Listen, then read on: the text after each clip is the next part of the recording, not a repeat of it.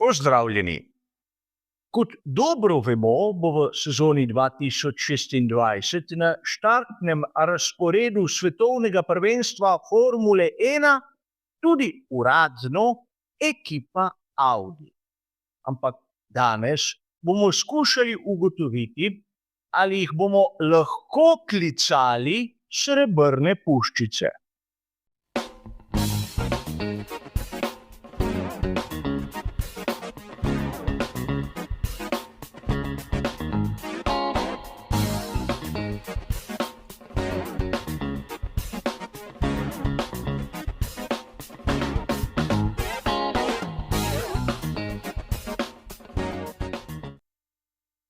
Marsikdo me je sedaj malce čudno pogledal. Srebrne puščice je nadimek, ki ga imajo pri tovarniški ekipi Mercedes. In verjetno mnogi izmed vas poznajo ono zgodbico, ki jo je pripovedoval Alfred Neubauer, o tem, kako so pred dirko na Nürburgringu davnega leta 1934 belo barvo, ki je nacionalna barva Nemčije, zbrusili, tako da so pridobili 1 kilogram na sami masi. In od tam naj bi nastala legenda srebrnih puščic. Težava je v tem, da je mogoče ta zgodba popolnoma izmišljena. O njej sem že govoril v preteklosti, v posebnem prispevku, ki ga sedaj ne bom obnavljal v celoti, ampak za one, ki se jim ne ljubi gledati za nazaj, bom obnovil poglavitne dele. Zgodba o nastanku srebrnih puščic, točneje na šasijah Mercedesa W25, tistega tam, je seveda bila prvič zapisana v spominih Alfreda Neubauerja v izdaji iz leta 1958. Težava je v tem, da je bila tista, vsaj po mojem vedenju, tretja izdaja njegovih spominov. Ne v prvi, ne v drugi, ta zgodba ni bila nikoli omenjena. In treba je poudariti, da izraz srebrne puščice je mogoče zaslediti v uradnih dokumentih in v radijskih prenosih že od leta 1932, torej 2 leti poprej, preden je sploh Neubauer nekako umestil to zgodbo v celoten kontekst.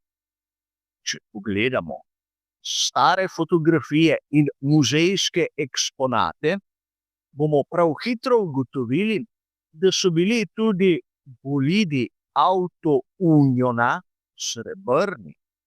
In seveda Auto Union v letih od 1934 do 1939 so bili glavni antagonisti prav Mercedesov v takratni Formuli 1 oziroma dirkah za evropsko prvenstvo Grand Prix.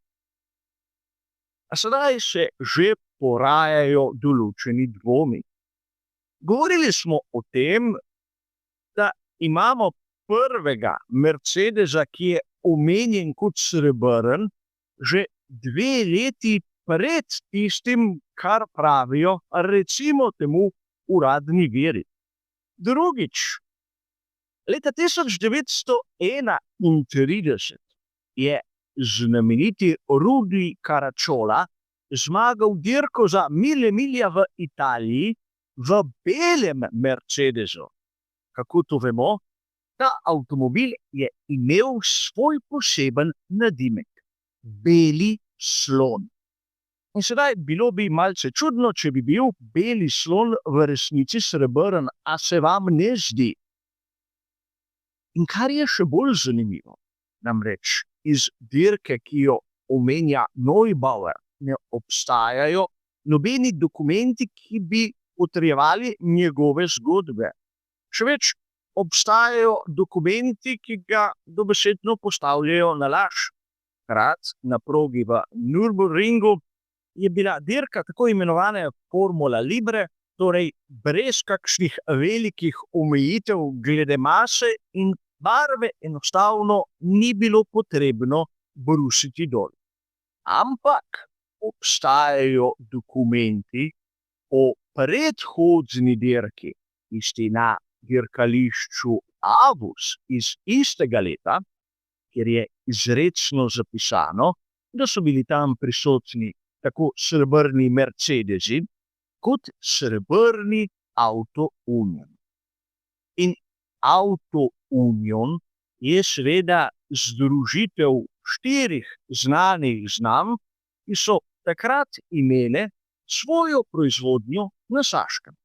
Govorimo o Horču, govorimo o Audiju, Wandererju in DKV. In tu je nekaj zanimivega, namreč združili so se prav leta 1932, torej lahko bi dejali, da Auto Union nikoli ni bil bel, medtem ko je Mercedes zamenjal barvo in potrdil tisto legendo, kateri smo slišali govoriti, seveda tudi v naših časih. In tu bi lahko razpredali marsikatero teorijo, do tiste, da so si v Nemčiji 30 let propagandisti določene politične struje pač izmislili ta izraz srebrne puščice in ga zato tudi nekako usilili.